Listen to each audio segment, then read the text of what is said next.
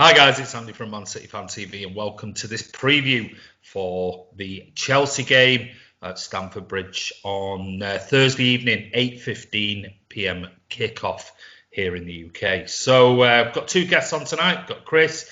How are you, mate? I'm all right, thank you. Enjoying the heat. Bloody warm today, innit? Yeah, proper. I was driving back before and it was like 29.5 in my car. I was like, Karl, what's the weather like in Washington? Oh, it's glorious. It's about 25 degrees and dry. It's glorious today. Glorious. Yeah, that in the UK we can cope with. When it starts 29, 30, it's horrendous. So it's nice, and just come down from a shower, and now bedroom upstairs is like an oven. I'm thinking, how am I going to sleep tonight? So hey, we're always moaning in the UK about the weather. But anyway, what we're going to do tonight is we're going to do a very quick preview or review of the Burnley game the other night. You might have saw Karl on the channel doing his post-match thoughts, but you didn't see Chris. So, Chris, over to you. Just quickly, what were your thoughts on the 5-0 win against Burnley the other night? Well, obviously, at the end of it, you're very happy with 5-0. I thought it was a bit of an awkward start for us. Didn't look like we were cutting through too well until Foden's goal came out of the blue. Lovely strike from Phil.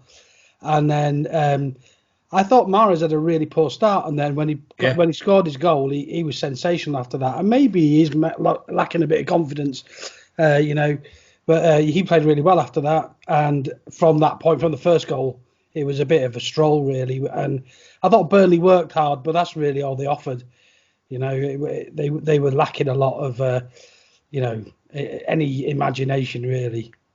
And it was good to see a few of the, people like Cancelo get a game. He did okay. Zinchenko, I think, was probably our least impressive performance. But again, if you're not getting a run in the team, that's what's going to happen. So of course. Yeah. But I thought we did well. I thought you got so far 3-0, 5-0. There's no complaints from me. 8 goals in 2 games, considering the 3.5-month layoff and a week or 2 of training. You can't ask for more of that because, I think if, last season or earlier on in the season, if you said you've got Arsenal followed by Burnley, you've gone, could be 2 difficult games. I know we tend to beat Arsenal, but, we've had very, very tight games against Burnley. So you might have gone, there's a chance of a slip up there. No goals conceded, 8 goals scored. You can't ask for more than that, surely. No. I guess the only nasty thing was the Sergio injury. Yeah. We'll miss him. A lot of pressure now on Gabby to get us through like cup games and things. But I've got faith in him. Or a false 9. Yep. Well, it was nice to see a little Leroy cameo. Martin promised us we'll never see him in the shirt again. And I must admit, I was laughing when he came on the pitch. I was commenting below his watch along, and it's like Leroy, and it's like, oh no, he's thinking, oh my God, he's actually going to come on. After he said we'll never see him in a City shirt ever again. We did. What were your thoughts, Karl? Yeah, I again, as I mentioned on my video with the vlog with the channel this week, I thought it was a Phil Foden show. Kid is just electric. He has qualities that, frankly, nobody in our team has, which is eye on goal, awareness of space, speed, passing, confidence, and in that box is deadly. He needs to start every game for me. I feel that it's his time. I was glad to see him. I was glad to see that with him, the game kind of sped up. It was really, really good. Laporte being back to give us confidence at the back. Fernandinho's pass to Mahrez was sublime, out of this world, all the way from the back. A good performance from the team, and 5-0 against Burnley. What amazed me was the fact that, the amount of times the NBC producer or commentator talked about Burnley's lack of players on the pitch must have been like 100 times. Yeah. It's funny how anytime we perform well, the media flips it around like the other teams not that good.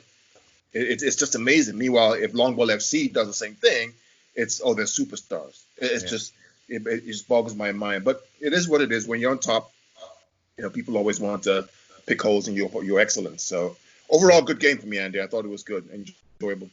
It's nice to hear Pep's comments after the game as well about not having to replace David by saying Phil can take that slot. Absolutely. And he was fantastic. He had a really good game, another coming of age game for him. I'm sure we'll see him play plenty of games next season. Injuries, not. I think the moment for me was the no look pass, right? That no look pass. I mean, are you kidding me? I mean, if Messi or Salah or somebody like that did it would just be raving about it, wouldn't it? They'd be like, "Oh, look at this! I mean, this is world class." Well, this is. Andy, what I noticed about that was while he was looking the other way, I think everybody on our team was looking the other way too. Yeah. I think only Bernardo Silva was able to see him from the angle, from his blind spot. So the ball was coming. Everybody's looking this way because his eye was turned this way, and he passed the ball pitch perfect, inch perfect, right to Bernardo across the box. Yeah. That's talent, man. To do that. I mean, it's as much as I bigged him up and everything else, I think we are obviously he'll have poor games. There'll be games he's poor. I mean, I thought, like you said about Mahrez, Chris, didn't do a great. I didn't think Foden did a great deal until just prior to that goal, and then he just excelled and he was superb, absolutely brilliant. And yeah, I agree. Pep's comments after the match was not bad for somebody who's going out on loan. He's going out on loan according to Martin, but he's had two very important games. All right. I thought he had a very good game, certainly against Burnley, and then Arsenal. I thought he was good in the second half-ish, but you can't ask for any more for a young kid who's just turned 20. So anyway, on to what we're here to talk about, and that's tomorrow night's game, 8:15 kick-off at Stamford Bridge against Chelsea. I think this will be a different beast, if I'm honest with you, from the previous two games. So what we're going to do first is we're going to go through our predicted lineup. So as usual, we'll start off with the keeper. Any disagreements with Edison? No. So Edison's in net. Right, okay. So, Chris, you're right back. Will he stick with Cancelo or will he bring Walker back? I think he'll bring Walker back for this game. Karl? Agree, 100% Walker. I've gone for Walker as well, so it's a full house. I think Walker was potentially rested for this particular game, thinking Burnley, Cancelo might get more freedom. They're not going to press as much, where I think Chelsea will press a lot more with Walker's pace in particular. I think Walker will be back. Go over to the left back then, Chris. I think Mendy will come back. Okay. I think that's how he'll play Mendy. He won't play every game. I think he'll play every other. Karl? Yeah, for me, Mendy. I think Mendy and Walker, when fit, are probably the most powerful fullbacks in the league in terms of power and pace. They're probably the two most powerful when they're fit and raring to go. I don't think anybody else is as powerful as them. Well, I'll throw a spanner in the works then. Yep. So yeah, only because we'll no doubt get tons of comments below the video. Would you take Walker and Mendy over Trent Alexander-Arnold and Robertson? Chris? I'm going to be really honest, and there are reasons behind this. Walker's getting on a little bit, and Mendy's a bit of an injury-prone player where, what's his name? The right back and Robertson, they seem to be there week in, week out. And certainly Trent is a fine footballer. I think he'll be England's right back for, 10 years or so, unless somebody even better comes along, obviously. But I think Robertson's done really well as well. I think I would go just on those points for the Liverpool fullbacks, if I'm honest. Karl? See, for me, it's different, though. I think they both play differently. I think Robertson and Trent Alexander play a lot of long balls, and Pep doesn't really play long balls. I think it all depends on, they play outside and long, we play inside and short, right? And I think it depends on the manager we have. If it's a Pep Guardiola team, I would take Mendy and Walker. It fit Mendy and Walker based on how we play, because it suits our style. Okay, interesting. I just thought I'd throw that question. It's a good question. Because, I think on the game, Mendy on his game is the best out of the four of them, Yeah. But we need him to be playing regularly, don't we? And we haven't seen it. If we saw a full season of Mendy, I think as City fans, it's hard to judge him because you go, oh, look at that first 6 games he played the season before that he was a Met, and then he played really well there, but then there's nothing, and then he's played a couple of good. We've not been able to judge him as like, have you seen the season he's just had? He's just played 30 games and he was phenomenal. We're judging him on a few games, and that's the problem with him, because when he does play well, he's phenomenal. And the other thing too is that with Robertson and Trent Alexander, if you have very good wingers like Sane and maybe a Sterling, and you pin those fullbacks back, they're caught. They really struggle. Yeah. They can't come inside because they get exposed. They don't have the pace to catch up with like a Sane, who always exposed to them. So they don't tuck in as we do, which is the kind of the inverted fullback to cover up. Yeah. So it all depends on the manager and the tactics whatever they're playing. Yeah, I tend to agree with that statement. They are slightly different styles and things. Yeah. So. Interesting. Okay, well, I've gone for Mendy as well. I think Mendy will be back for tomorrow night's game. Right, your 2 centre-backs then, Chris? Laporte and Fernandinho for me. Okay. We'll mention that Otamendi played very well against Burnley. I said it on the watch-along below in the comments. I thought Otamendi, apart from one pass, he won every single header. Yeah. I don't think he put a foot wrong. I thought he was superb. But everyone's got their opinions on players and things, so that's absolutely fine. Karl, what's your Laporte for sure. If Giroud is playing, I play Otamendi. If Abraham is playing, I'll play Fernandinho. That's what I would do, because of Giroud is not as quick as what's his name, the other kid, and so he can play against automatically play against Giroud. But if it's Tammy Abraham, I'll play Fernandinho and Laporte. I've got a feeling he scored. Obviously, he scored in the last game, Giroud, and I've got a feeling he'll play him again. I really do. And I've got down the same thing as you. I've got down here Otamendi or Fernandinho, depending on who plays. And I've got a feeling he will play Giroud again after he scored, and Pulisic scored as well. And I think what Lampard will do is know that those centre backs, balls in the air and things like that, corners, set pieces, and they might not have the ball as much. So any chance of free kicks around the area, corners, things like that, he might want to try and capitalise on that. So out of the two, I've gone for Otamendi to keep his place, because I do think Giroud might keep his place for Chelsea. If he doesn't, I agree with you. I think Fernandinho starts with Laporte, regardless of who it is. But I do think if Giroud does play, he might just stick with Otamendi because of that. Or he plays both, but he says to Laporte, she's just going to have to man-mark Giroud whenever The only thing I'd say on that is that Otamendi played the full 90, didn't he, against Burnley? Right. And Ferner had half a game really. So, that's the only reason I've gone for Fernandinho, actually, is I just think he'll rotate.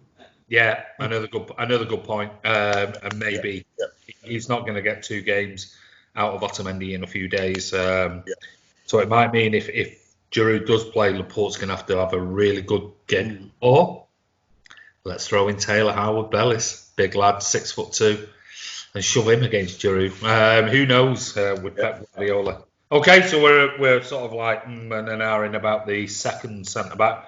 On to your, I'm going to go midfield 3. So you can pick your midfield 3. Normally 4-3 is what we go for, even though we know it's interchangeable. So Chris, what's your 3? I think he'll stick with Rodri. Okay. I thought he had a great game against Burnley, very good steady. Well. And then KDB, and I'm expecting to see Gundogan back in. You've gone all 3 of mine. Karl? Yeah, I struggle with this one. I think Rodri for sure, KDB, and I was hoping Foden will start again, but he had an ice pack on his thigh when he left the game last. So maybe he'll rest out. Maybe Gundogan will start. So I think either Gundo or Bernardo will start in the middle for me. I'll pick Gundo just for the sake of it. Yeah, I mean, I'm thinking going away from home. Well, I know it's not away from home; it's empty stadium. But I mean, certainly a step up from Arsenal and Burnley. Yeah, and it's rested. Yeah, I think he'll probably go maybe a little bit more conservative, even though we just scored 8 goals and we know that he has done that in tougher games with Gundogan and Rodri, but he's got that pace and energy with KDB. Even though I'd love to see Foden start with KDB ahead of Rodri. I have no qualms with that. But I don't know. And the question for you: if Gundo starts, as we think he will, and I think we all agree, does that mean Pep may play a 4-2-3-1 like he did against Arsenal last December? Was it? I've in my formation now. I've wrote it on my page.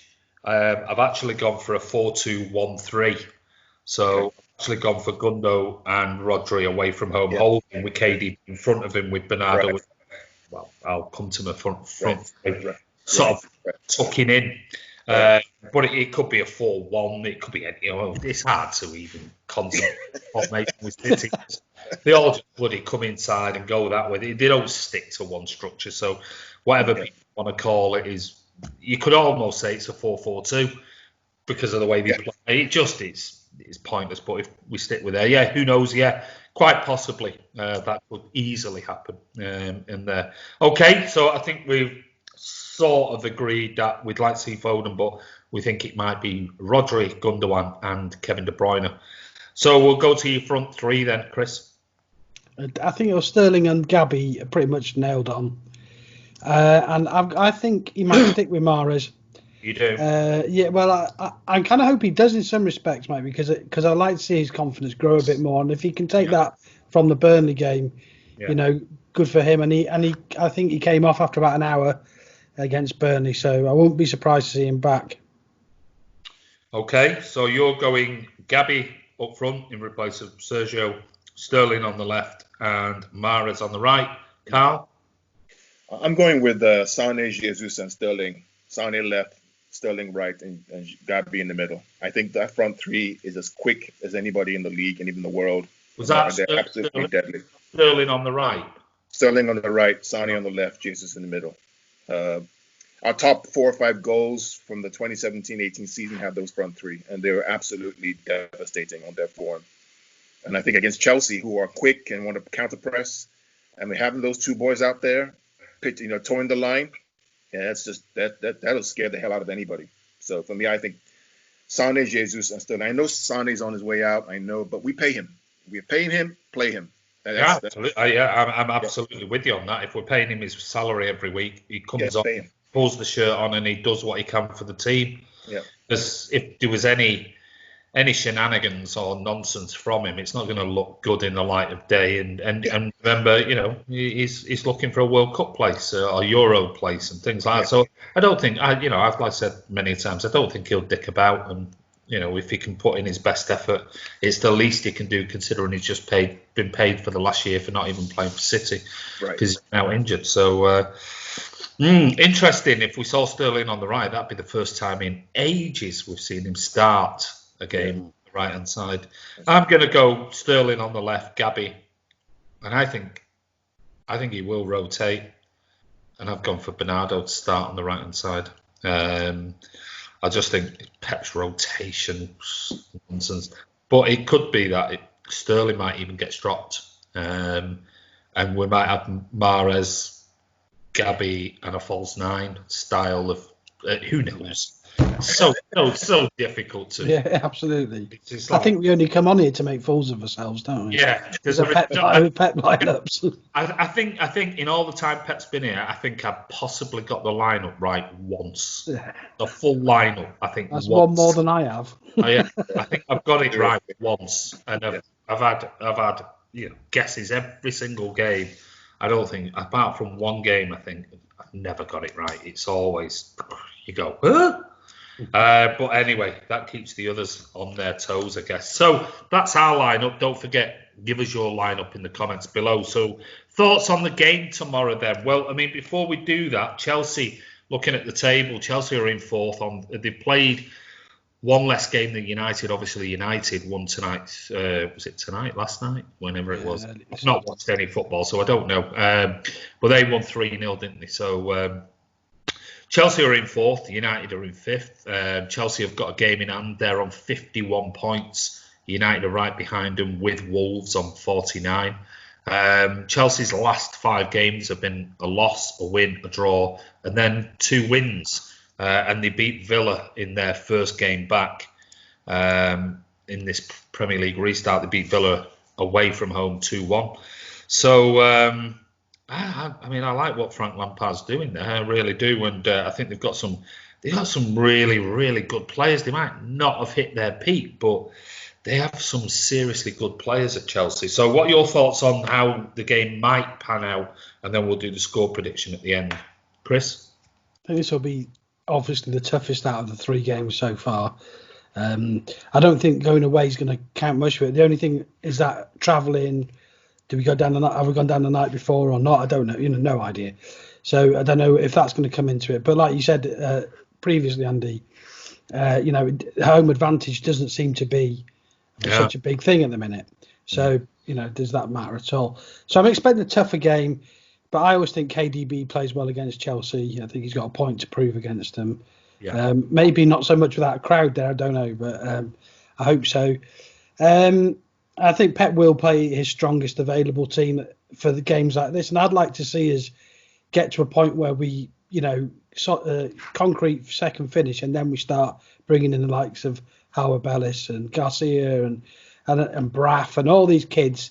Once second is dealt with, and then leave the rest of the players ready for the cup games. Yeah, I'd like to see.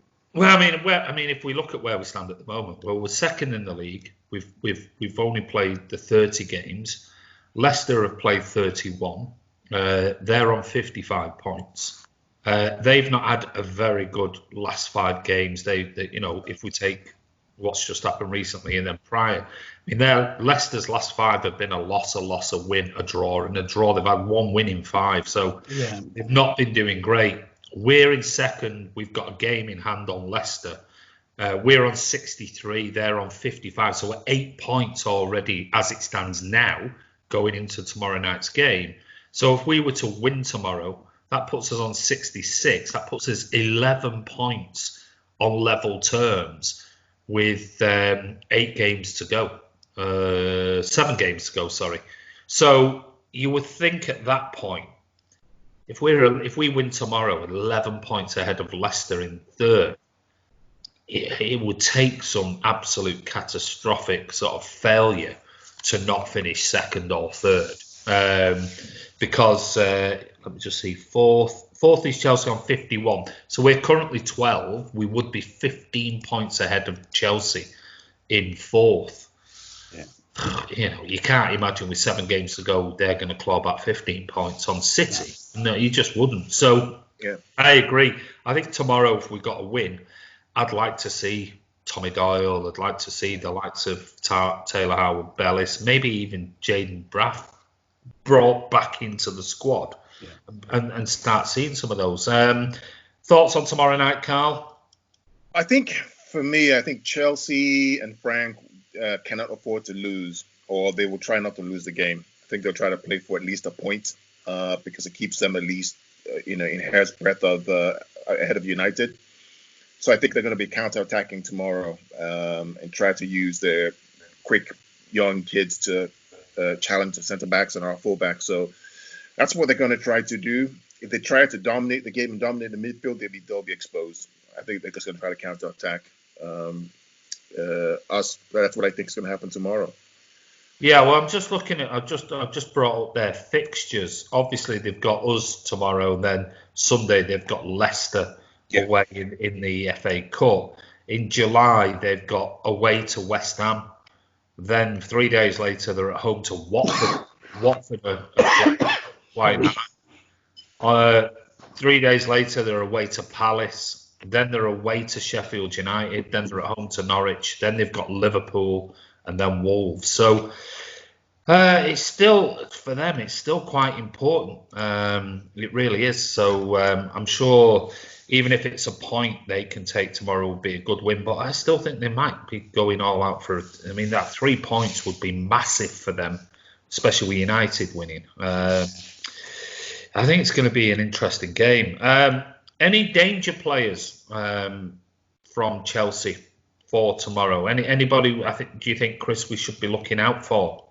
I Well, it depends, obviously, at the start, but this Pulisic looks like a good player, doesn't he? I'm looking forward to actually watching him. Yeah. But, to be honest with you, Andy, I haven't watched any other games apart from the City ones. I've not seen any. And to be honest with you, that's pretty much how I am these days. I used to watch everything, but I don't these days. So I like the Mountain midfield. I think he's a good player as well. So yeah, I'm looking forward to seeing Chelsea under Lampard really, and see, how his influence is working for him, because it does seem to be he's improving them. And then with the players they're looking at bringing in over the summer, I think they'll be a tough team, a really tough team next season. Yeah, I think they'll have a decent team next season if they can get the likes of Timo Werner and players like that in. I think they're going to be a really decent team. That's it. Good news on the young kid, and I know it's Chelsea, but obviously Ruben Loftus-Cheek is back now after that long-term injury. He's another good player. A player I really rate. I think he's a great player. So it's good to see a young kid get back after such a long injury. But Karl, what are your thoughts? Any danger players? I think you probably watch more of Chelsea than me, Chris. I watch a few. I watched the last game, bits of it, not much, but I think he's going to play back three tomorrow. And then he's going to use Azpilicueta and what's the other guy's name? Alonso as the fullbacks to overlap. That's what he's going to try to do. Play back three and use probably a 3-4-3. Have Kante, Ruben, and probably Mount or Kovacic in the midfield to help to stifle that. So I think look out for probably Pulisic and maybe on the right either Willian or Hudson-Odoi because of their speed. That's who to look out for me. Yeah. Actually, when you've just talked through their potential lineup now, in the back of my mind, I'm thinking, yeah, it's not as good as ours. It's not as good as ours. But I mean, it could be tomorrow night. Right. Okay. So we're going to wrap this up with the score predictions. So I think I went 3-1. Did I? What was your score prediction for the Burnley game, Chris? What was it? 3-0. 3-0. What was yours, Karl? I think it was 2-0. 2-0. I went 3-1, and it was 3-0 at half time. It was all over, wasn't it? Was it 3-0? Yeah, 3-0 at half time, was it? Yeah, it was. Yeah. I can't remember. What's your score prediction, Chris, for tomorrow? I'm going for a 2-0 win to us tomorrow. Okay. Yeah, I'll come back to goal scorers. Your score prediction for tomorrow, Karl? I'm doing 3-1 City. Okay. Tomorrow. Yeah. So, Karl, your 3-1 City, who are your goal scorers? Sterling, Jesus, and probably Kevin. Chris, you're 2-0. I will mind with Kevin, and I'm going for Rodri. Rodri? Yeah, just throw that in there. A thunderbolt or a header? A thunderbolt, mate. You know what my score prediction is? Go on. 4-1. Wow. I'm going to go for another 2-0 at half time, 3-0, 3-1, 4-1. I'll go for a penalty, and if Mahrez is on the pitch and he starts, Mahrez takes it and it's his. If not, I'll go Kevin De Bruyne. Or Kevin De Bruyne takes it. I'll go for 2 for Kevin. I'll go 1 for Sterling, and I'll go 1 for Gabby Jesus. There you go. So there we go. All of us have gone for a win. All of us gave you the lineup. We're probably totally wrong. It'll probably be a boring 0-0, depressing game, and we'll switch it off after 50 minutes. But anyway, this is Andy from Man City Fan TV. Just a quick preview for tomorrow night's game. Chelsea versus City at Stamford Bridge. 8:15 this time is the kickoff. Bit later. So for those in Australia, the Melbourne Blues watching it, at least you get another 15 minutes lying. You don't have to get up that early. But enjoy the game. Don't forget, give us your comments below. What is your lineup for tomorrow night's game? What is your score prediction? And do you think Chelsea have any danger men that may cause us some problems? Give us your comments below. Don't forget, subscribe, hit that bell icon. Make sure, whatever you do, that your settings are set to public, not private. And that way you'll be notified immediately when, if you've seen, we were talking yesterday, 18 videos we put out from Friday to Monday. 18 videos. It's mental. It's nobody else is putting out videos in the quantities that we are, and quality as well. I must admit, there's some brilliant videos. If you haven't seen the Friday Night Social from last week, 6-parter, it's brilliant. There's some really good questions. Don't forget also to catch up on the watch along.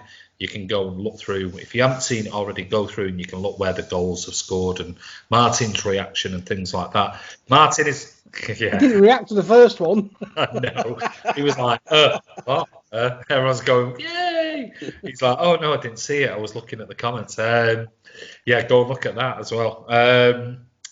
Don't forget, Martin is actually tonight doing a special interview right now as we record this. So I'm not going to tell you who or what it's about, but hopefully it might be out Friday.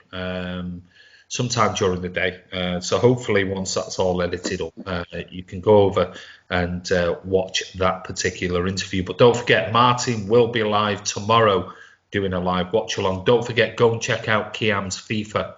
I think 3 games he was playing tonight, he said. So go over and check out the FIFA 20 series. We're coming to a close. Will Martin win any competitions? I won the Champions League last year. Will Martin win any competitions? We'll wait and see, but you'll only find out if you go over and check it out. But anyway, I want to say a massive thank you to Chris. Cheers, buddy. Cheers, Andy. See you later, Carl. Carl, thank you, mate. Go and enjoy your soccer coaching. Thank you. Bye. Good luck. Take care. This is Andy from Fan TV.